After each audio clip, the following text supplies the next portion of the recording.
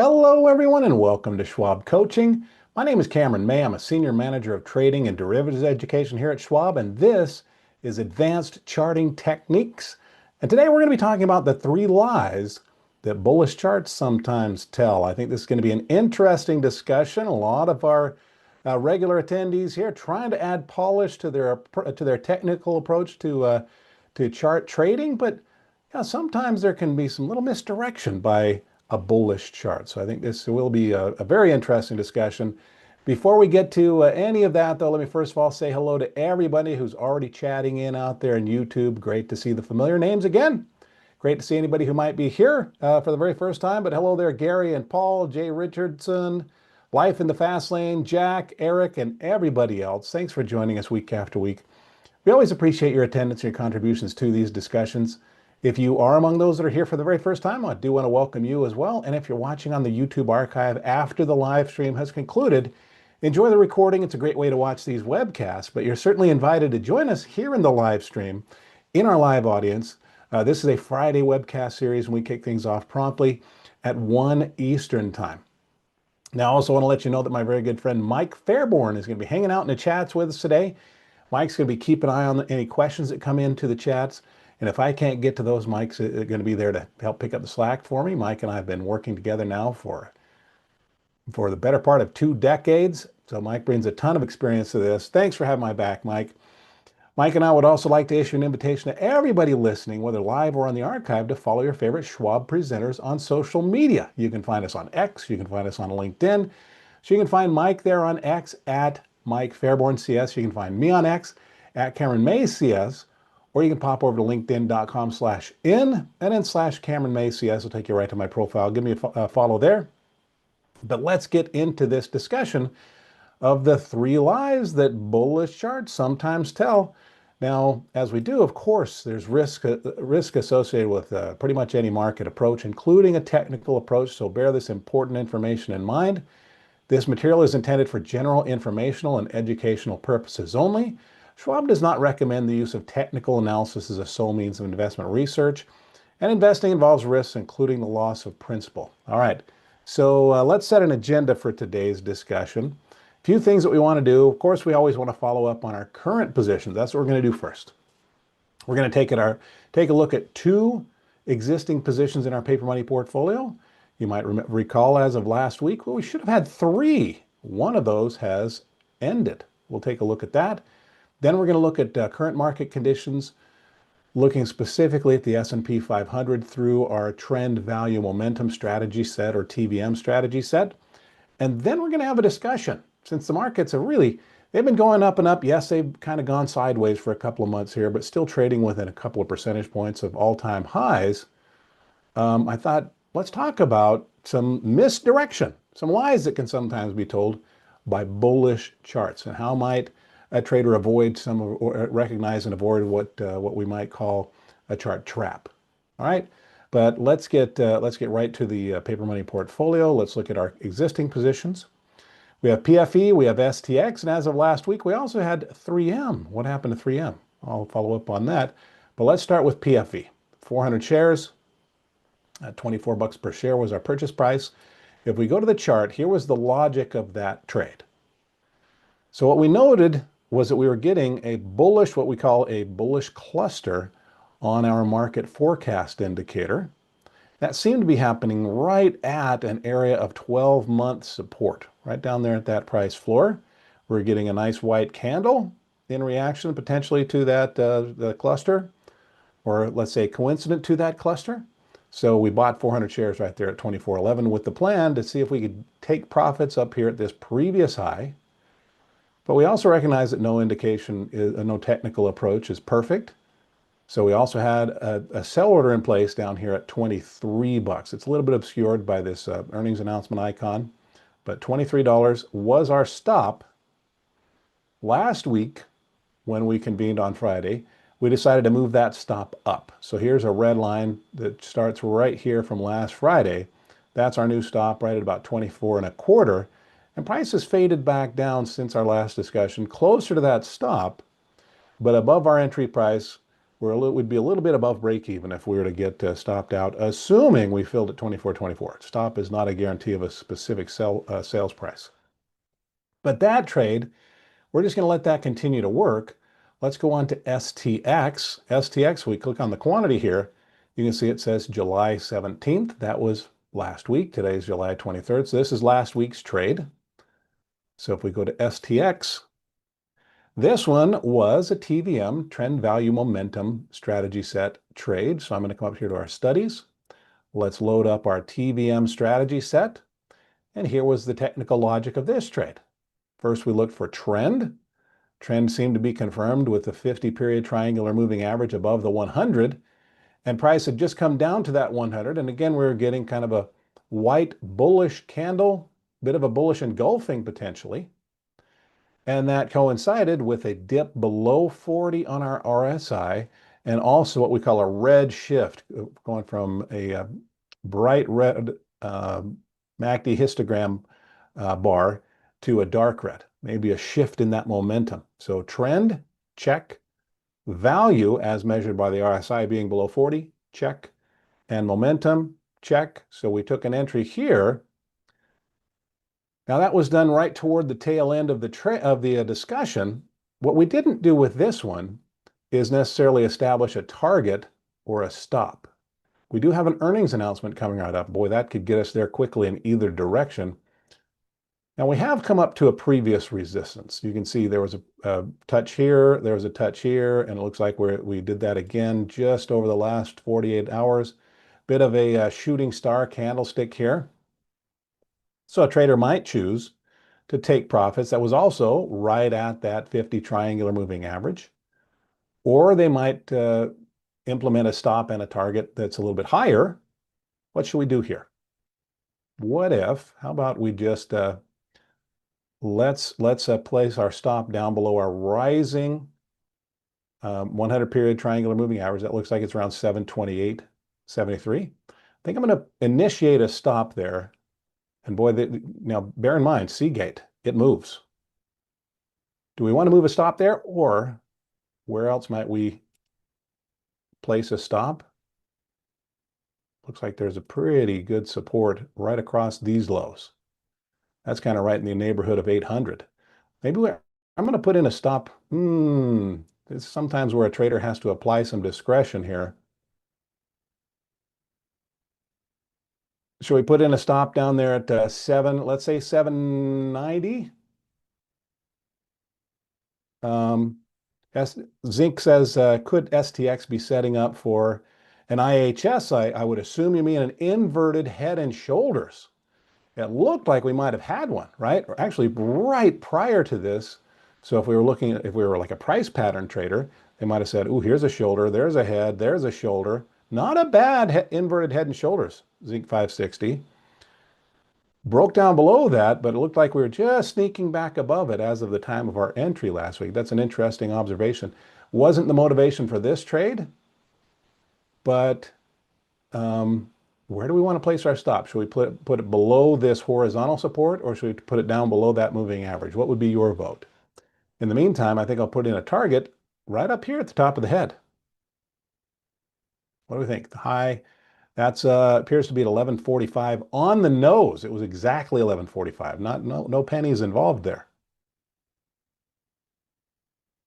I think I'm gonna move that stop down below this moving average. 728. Let's put it down at 725 is our stop. 1145 is our target. Yeah, this is a stock that moves. So let's go to our trade, or to our monitor tab.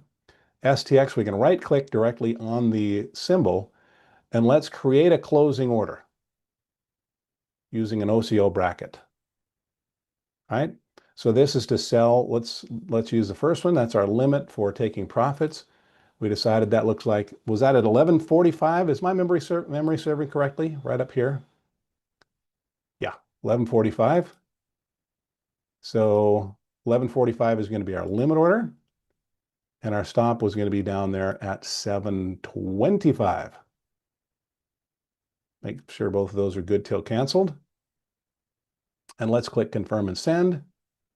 Going to sell these 13 shares of STX if we get up to 1145. Or if we hit a stop down there at 725. There's not a guarantee with a stop again that that we'll sell at exactly that price. I should have double checked the chart and make sure 725 is what I said, but we'll put that in for now and I'll revisit it if I need to. There's no commission on this trade, but there can be on some types of trades. And let's send that order off. There we go. Now let's go back to our chart. Yeah, it was 725, so we're good. All right, so we have orders in place now on both of those, but we have a previous trade that's actually been concluded now. It's 3M. What happened to our 3M trade? 3M, boy, that looks like it's doing really well. It's come right up to previous highs. The logic of this trade, let's go to our study sets. This was a Keltner Channels trade.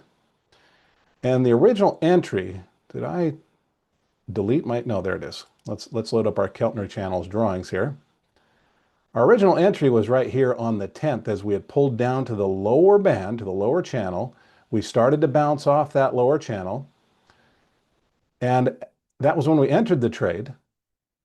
We had an initial stop just below that channel low. So that was below this low, below the channel. And our plan was to get out if we got up to this upper channel. It looks like, oh, great, we got there. We didn't. Somebody else did. We didn't. Last time we met, we moved our stop up. We moved that stop right up here. So this was let's see, we met on the 17th, didn't we? Yeah, right there. This red candle day.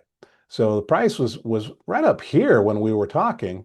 We moved a stop up to just below the 20 period moving average here. And we had that down there at 159.50. Moved it up from 152.50 where it was originally. And look at where price fell. So this was Friday. Monday, price fell down to 49 cents below our stop. We actually stopped out at 159.49 and it continued down to, I think, to 159.01. I can confirm that just by looking right up here at the L. At 159.01, just nicked us out. Earnings happened. It went well. Bang, it took off. Yep. So had we not already been stopped out, we'd be taking profits today at a fairly substantially higher level. This is one of the risks that's taken when we tighten stops up. It can feel like we're sidestepping risk, but we're also introducing a new risk that we have to acknowledge, and that is a whipsaw risk. That's what happened here. It was a profitable whipsaw. We got to capture a little bit of a profit, but not nearly as much as we would have had we waited for that initial target. So when weighing the pros and cons, we have to think of each way this could go in reaction to the decisions that we're making. So yeah, I put on this little ouch here. That's kind of that kind of stings. Let's see, a question just says, I think this is a reference to they being, looks like the markets are out to get us. Are they paying attention to, now this I think is a great example. Maybe we'll talk about this for just a moment because there's a learning opportunity here. Has anyone ever felt like I'm being personally persecuted by the market? Somebody out there is out to get me. Maybe they saw my order waiting there, and so they came down and triggered that order. Price gathered itself and took off and left me in the dust. Well, it could feel like that here, except this was a fake order. Nobody's out looking for pretend trades. So this is a good lesson of we may not be as important as we think we are. Market wasn't out to get us here. It's just the way it worked out. This was our decision, and now we're living with it. Okay? Yeah, good quote there. Just because I'm paranoid doesn't mean they are not out to get me. I like that. All right, so good lessons there. Let's go on to have a look at what's going on with the markets overall. Let's bring up the S&P 500 and look at it through our typical TVM strategy set lens. If you don't know what this is, it's known as the TVM, or the Trend Value Momentum Strategy Set. A trader using this is using for a combination of trend and oscillators to try to gauge market conditions, maybe even place trades, which we've done on one of the symbols that we just looked at. If you're not familiar with the TVM strategy set, I've recapped it in a nutshell earlier, but also if you want to go watch the webcast where we spent the entire time on this one, make sure this is just a heads up for anybody that might be new to these webcasts. Make sure you subscribe to our Trader Talks channel on YouTube. You can go right down below the video right now. Click on the subscribe button. It only takes a second to subscribe.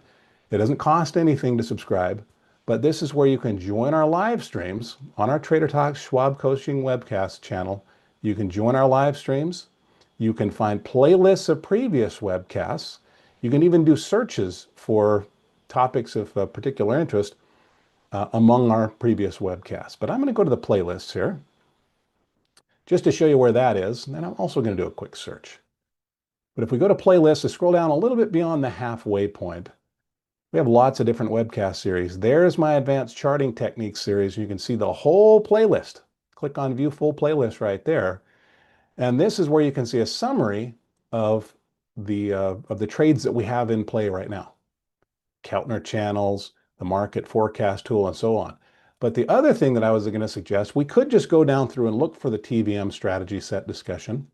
Another thing we could do is just while we're here on the channel homepage, just do a keyword search. Let's type in TVM, and there it is, swing trading the trend, value, momentum, stock chart system. All right. By the way, the one that I might have you suggest, or might suggest you watch first, is understanding the trend, value, momentum chart trading system. All right, but with that accomplished, let's go back here to our SPX TVM strategy set, and let's do a little checklist of the TVM. So trend is the 50-period triangular moving average. It's known as a sort of a double smooth. It's a smoother moving average or combination here. So a 50-period versus a 100-period. And a typical interpretation here would be if the 50, the shorter term, is still above the 100, that might be a check for the bulls for continued bullishness of the trend. So for the T in trend, check. Now price has come down a little bit below the 50 triangular moving average. There's some distance to go. Could the S&P go on down, touch that moving average? It might. We'll see. But I would say that's still potentially a qualified check or yes for bullish conditions through this lens. What about value, the V? Well, for value, what we're looking for conceptually here is even within a bullish trend, the trader might recognize that there may be times when it might be better or worse to enter into that trend, take new positions, new bullish positions within that trend. And so we're looking for short-term overvalued or undervalued conditions. And for the RSI, one way to gauge undervalued is for a strongly trending market or stock to dip down below 40. Yes, traditionally it's 30, but with a very strong market or stock, even a dip below 40 might be seen as a potential value opportunity. So you can see an example right back here on the S&P 500. You can see an example right back here as prices got down to pretty comparatively severe lows for the last 12 months. And then we just came up short. I think we didn't quite get down below 40. We got to 40.63 there. So right now you can see our value indicator is going lower. That's actually bearish, but it's getting close to that undervalued territory. So we'll keep an eye on that next week. But I would actually put this as a qualified check for the bears for the moment. It might be a sort of pump the brakes kind of a signal. So maybe what we'll do today is if we go ahead with position, and we will be, let's maybe scale it back a little bit. Now finally, we have our MACD histogram. MACD, this is our potential indication of momentum, maybe momentum shifting over the short term from buyers to sellers back and forth. And it looks like the sellers still have the upper hand as our red histogram bars are below zero. As long as they're that bright red, a typical interpretation there is the momentum is still solidly in the hands of the sellers. So value low, but still dropping. I mean, it's uptick today, but still generally moving downward. That's kind of bearish. If we look at the MACD histogram, kind of bearish. We might look for this to shift to that dark red. Don't have that yet. But trend is still bullish. So is it the perfect confluence of technical signals through this lens? Not exactly. So maybe an adjustment that a trader might make is maybe not take a full position on this. All right, but that's it for the market backdrop. Now let's talk about these, since the markets are, if you notice here, how far are we? Let's measure. Let's use our trend line tool. If we go to the S&P highs right back here and draw on down to where we are right now, we can see the difference. If you look up right here, percent change. Yep, 2.5% below those all-time lows. Not much below all-time lows. So I wanted to talk about why for some bullish traders that may cause hesitation.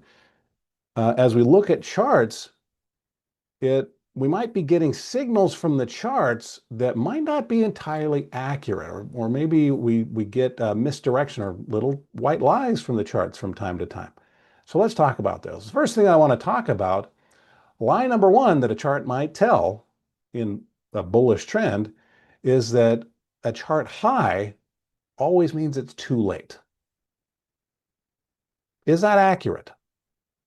Because sometimes it can feel like, boy, if a stock or an index has already moved, especially to an all-time high, say uh, say nothing of like let's say a 12-month high. Maybe it's an all-time high. It can feel like we're late to the party. Well, it might be. But to put some context on how that doesn't always tend to be the case, if we just look at the S&P 500, if we were to just roll the clock back to 2024, the S&P 500 has closed at all-time highs over 100 times. I think it's natural each time it's sitting there at those all-time highs. Somebody out there is probably saying to themselves, well, geez, I already missed the boat. Too late. We're already at all-time highs. Not necessarily. I think what gets embedded in us, because we've probably all heard this phrase that we need to buy low and then sell high. Right? Isn't that sort of the investing logic or the trading logic that we're taught from the first time we ever hear about a stock chart in the first place? Buy low, sell high. Sounds like sage advice. Hey, if we can do it, it's not bad advice. But there's another bit of advice that other traders might employ. They might make an effort to do this. Instead of buy low and sell high, maybe it's buy high and then sell higher, because there are people back from 2024 who were trading at all-time highs, and they've had a great run since then. Right? Sam, I'll have to apologize. We're not going to be doing that. We don't trade any options in this webcast series to sort of keep the focus on the charts and not on the strategy that we introduce.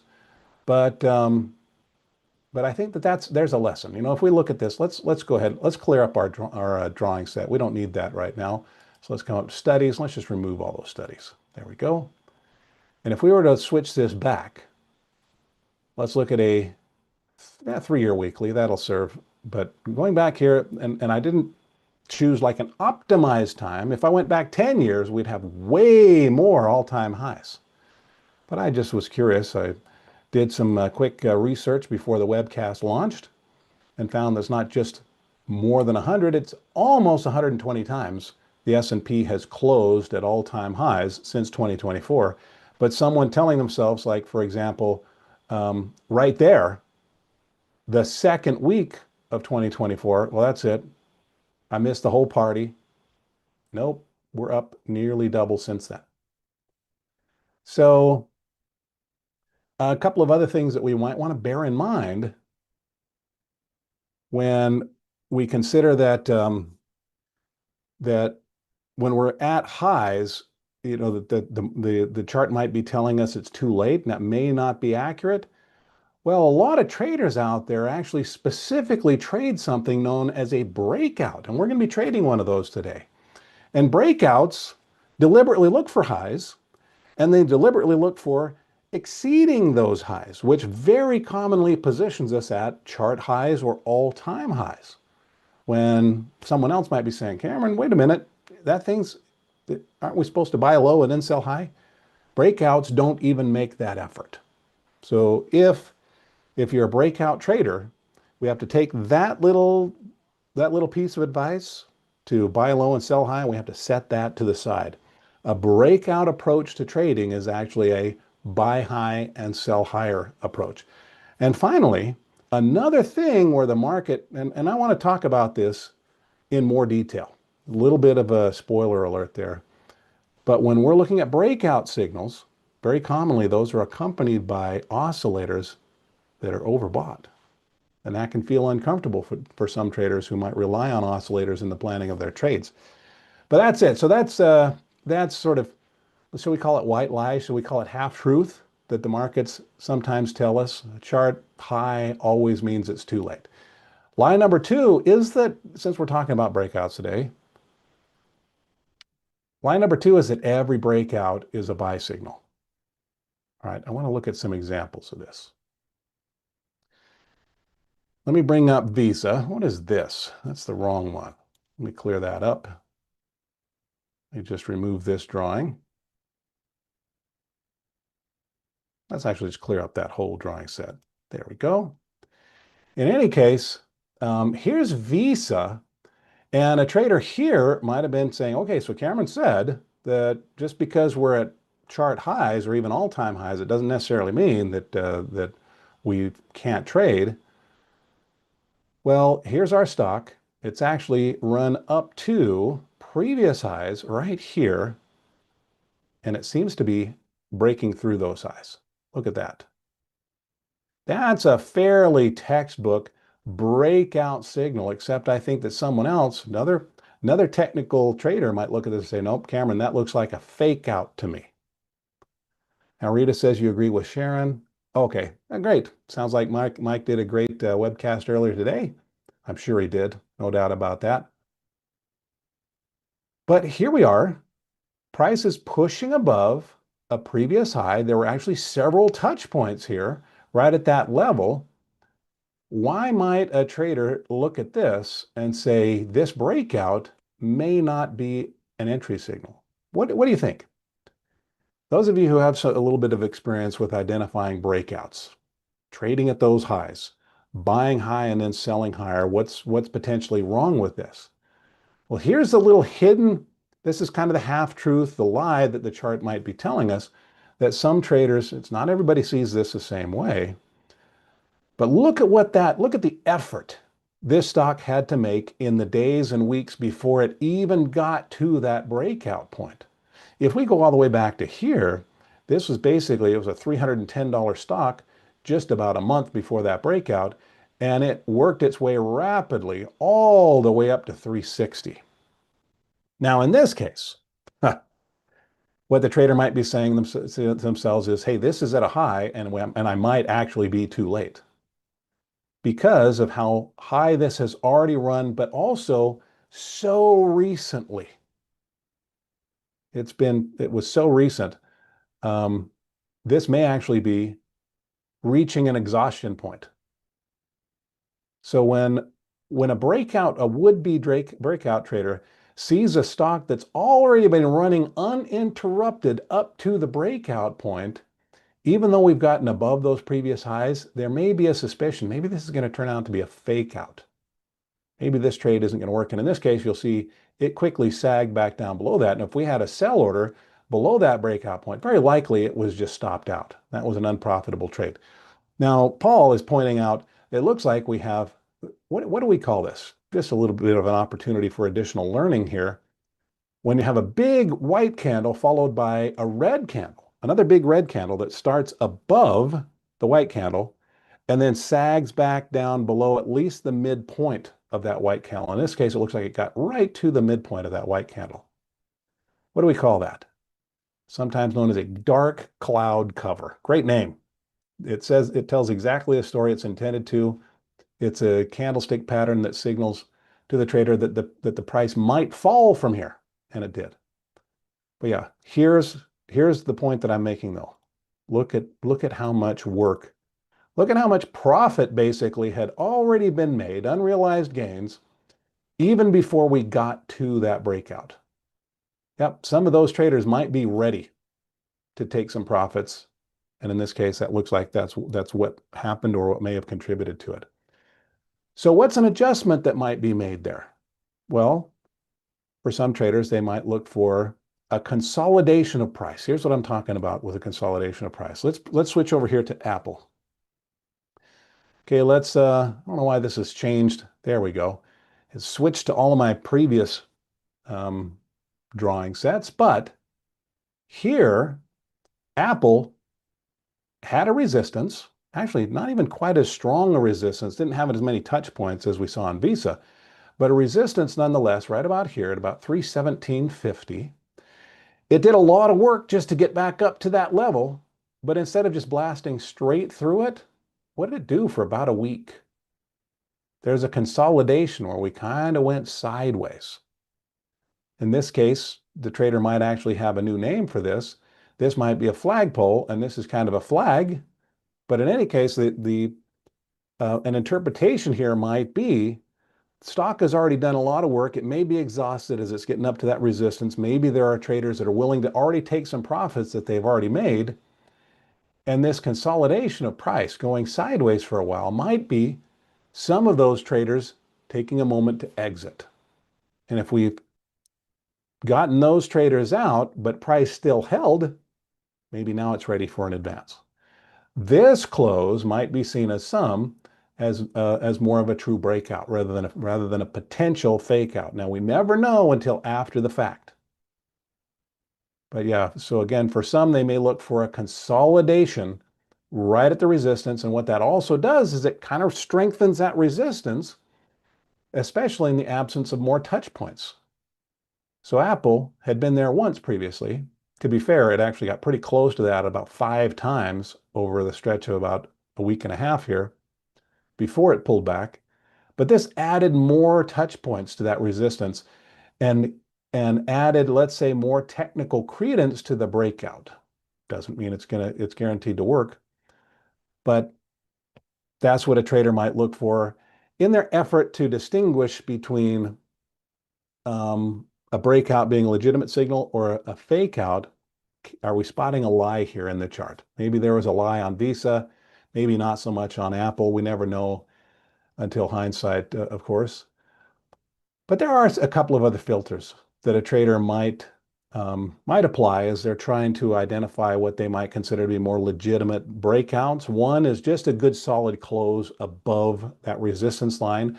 I would say we could have made the case with that for both Visa and Apple. A third thing that a trader might look for is for volume to confirm. Not everybody does. Some traders will say, you know what, if we got a nice white candle closing well above that resistance and we had a consolidation before the resistance, we're good. All right, so that's just sort of what I would call lie number 2. Every breakout is a buy signal. Now, lie number 3 is kind of a tough one for those that use oscillators in their trading. We certainly use oscillators in this webcast series, but oscillators are commonly used to identify overbought and oversold conditions. And so it kind of stands, it just makes sense that if an oscillator is low, well, that's an oversold condition, that's a buy signal. If an oscillator is high, that's an overbought condition, and that may be a sell signal or at least an avoid signal for a period of time. Not always. Let me bring up an example here. Let's go to J&J. And I want to load up a pair of oscillators. And I want to show you how oscillators can commonly deliver false indications. Let me do this. Let's go up to the little edit studies icon here. Let's bring up RSI. That's one oscillator. If you don't know what an oscillator is, it's a technical indicator that's displayed below the price chart that goes sideways over time, but it goes up and down in kind of waves. All right. So RSI is one common one. And then another one that we commonly use in this webcast series is the market forecast tool. It's actually a combination of oscillators. So let's add that to our chart. And I want to show how both of these, and these are just examples of a whole category of technical indicators known as oscillators, how they can generate false signals, particularly in bullish trends. Here's the deal with oscillators in bullish trends. The entry signals, the oversold conditions, tend to be higher quality than the overbought conditions. Here's what I mean. Oversold conditions just don't happen very often because of the strength of the trend. But when they do, it may do a little bit better job in a lot of examples than the overbought conditions would tend to show up all the time in strong trends. So if we look at our RSI, look at the strength of this trend. We have an upward trend, and we have our RSI going up above 70, which is sort of a typical overbought condition on the RSI. So we might think, well, here we are above 70 on the RSI. What's going on with price? While RSI is saying, hey, we're overbought, it's time to sell, it's time to avoid this stock. Nope, all this is doing is just reflecting continuing strength. Here's another time where RSI is overbought. What is price doing during that time? What's price doing here? What's price doing here in those overbought conditions? So if we're treating oscillators as signals to sell a stock or to avoid a stock, very commonly they're just not right, especially when we're in upward trending stocks. Sideways or down, actually, that's when they tend to shine a little bit better. And if we look at the market forecast tool, it has kind of the same track record on Johnson & Johnson. This is just sort of representative of a lot of oscillators out there, a lot of stocks out there. Here, our market forecast, our red, blue, and green line, those three stochastic indicators are all above 80 on the same day. That's known as a bearish cluster. Bearish cluster right there. What did price do subsequent to that? Here's another bearish cluster right here. What did price do subsequently to that? It actually didn't really ever get below that price. What about this right here? Bearish cluster, all three lines above 80 at the same time. So yeah, we're getting false signals here. We're getting half-truths from our oscillators. Now, here we are in an upward trend, and we did get a bullish cluster, and that actually did a much better job. Notice price really didn't go below this level, not very much. And most trading has been above that level. So it did a pretty good job of spotting potential price floors. It did a comparatively terrible job of spotting price ceilings. So what's the take-home lesson here for oscillators? Well, if we're using them to gauge where those sell signals might be, or bearish signals in general, maybe we qualify that with the trend first. Okay, Duke, exactly right. Duke of Foxborough says, so the cluster and our RSI needs to match the trend. That's a common first step that the trader takes before applying the oscillator. Yep. All right, so very good. So there are three lies. Chart high always means it's too late. That's lie number one. Number two, every breakout is a buy signal. Number three is overbought, means sell or avoid. So now let's go place a trade. And I'm going to do a trade using a breakout. I'm going to leave RSI on the chart here. Let's come up here. I'm going to get rid of the market forecast because a cluster just by itself is kind of an unusual signal anyway. But let's switch up our chart here. And I'm going to look at HWM. All I did to find this stock is I just went to our S&P 500 list of stocks and just went down through those looking for an apparent breakout. So on this one, looks like we have a horizontal area of resistance. We have a rising area of support. That looks like what we'd call a symmetrical triangle, which is traditionally seen as a potential continuation pattern. But what makes this interesting to the trader, number one, is that we now definitively have a close above that resistance. So there was one candle where we got above that high, but closed down below. So this red candle, every close basically for HWM, every closing price has been below that level. This was a bit of a fake out. Notice what price did leading up to that one. It ran straight up, faked out, and then came back down. But since then, there's been a pretty solid consolidation over about 3 weeks. And we finally, again, got a close above our resistance point. After that consolidation, there's our entry. Now, just because I said the markets might be, or a stock chart might be lying on a fake out, and this appears to be a more valid breakout, does that guarantee that we're going higher? Of course not. But let's say we're taking that on our entry, and it looks like we have, for the depth of this pattern, about 40 bucks, going from about 240 to 280. Maybe our trader is looking to take profits up there at 320. That's going to be our trade plan. But what's going on with RSI down here? RSI is actually pretty high. You look at where it's been over the last 12 months. There have only been a few times when we've been higher than we are right now. So that would seem to be, Cameron, my oscillator is disagreeing with this entry signal. That is pretty much inherent to the nature of breakout signals.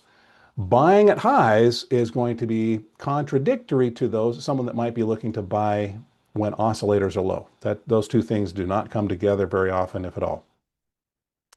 So let's go ahead, place our trade. With this trade, let's do a target up there at 320. That's basically 40 bucks above about a 280 breakout point. Let's place our stop actually down here. Let's see, we're at 289. If we place a stop down below, we could put it right below this breakout point. I'm going to go a little bit lower. Let's go right down below this ascending area of support as well. How about if we put our stop down there at about 270? That would give us about $20 of risk to about, well, that'd be about $30 of reward. I'm going to go place that trade. And I'm going to scale this one back because when we looked at the S&P 500 trend, looked like we had a check mark for the bulls. Value momentum didn't look as strong. So let's take a half position. Let's invest 5,000 rather than 10,000 in this position. So that's going to be what, about, looks like we can get about 6 shares at $870-ish per share. So let's right click on the ask price. I'm going to put in a custom buy order with an OCO bracket.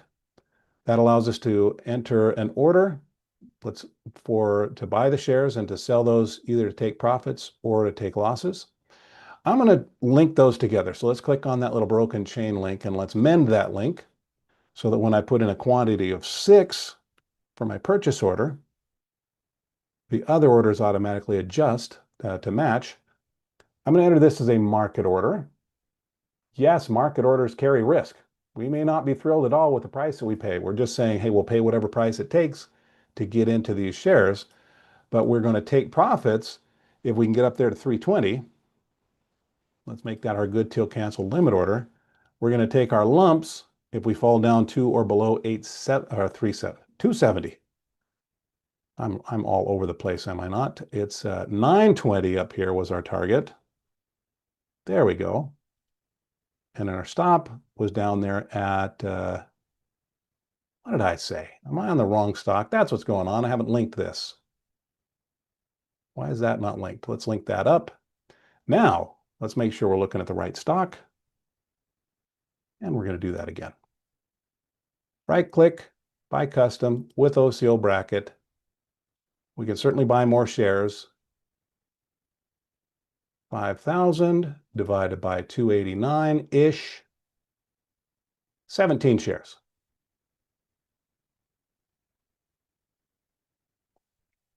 Let's buy 17 at the market price. Let's sell those if we can get up to 320. Now we're right. And let's sell those if we drop down to 270. Good till canceled. Great. We'll click confirm and send. Going to buy 17 HWM at the market price, sell those if we can get to our limit of 320. Also sell if we drop down to a stop of 270. It's not a guarantee that we'll sell at exactly that stop. No commission on any of these trades, on this trade, entering or exiting, but there can be on some types of trades. And let's send that order off. And we're filled at 289.10. So we've accomplished what we set out to do today. I wanted to talk through 3 lies that a stock chart might take when it's in a bullish trend. So we've gone through line number 1, line number 2, line number 3. Always looking to add some polish to a technical approach to the markets. I hope you enjoy this discussion. This is what we do on Fridays. I'm going to let you go enjoy the rest of your Friday and then get into your weekend. But as you go, just a few points to make. Number 1, make sure you subscribe to our Trader Talks channel. You can pop down, click on the subscribe button. It only takes a second. It doesn't cost you to do anything it costs you anything to do that. But that's where you can find our live streams. You can find our playlist. You can even do a keyword search as we did a little bit earlier. Also, Mike and I would like to issue an invitation to you to follow us on social media. You can find Mike on X at Mike Fairborn CS. You can find and follow me on X at Cameron May CS, or you can jump over to LinkedIn, linkedin.com/in/Cameron May CS. Give me a follow there. But that's where to connect with your favorite Schwab presenters. If you reply to one of my posts on social media, I just try to reply right back to you. Everybody, thanks for all the thumbs up. That's very much appreciated. 145 people watching the live stream, and it looks like 45 of you already clicked the thumbs up. That's like a pat on the back to your presenter, but it also gives my videos a boost in the YouTube algorithm, helps more people find these discussions. So go have a great weekend, everybody. I will see you on Monday. Sounds like there was a survey, so if you'll fill out that survey, that would be fabulous. Always appreciated, and I read that survey feedback, so it always helps. But I'll see you in a future webcast. I'll also look for you on social media, but whenever I see you again, until that moment arrives, I want to wish the very best of luck. Happy trading. Bye-bye.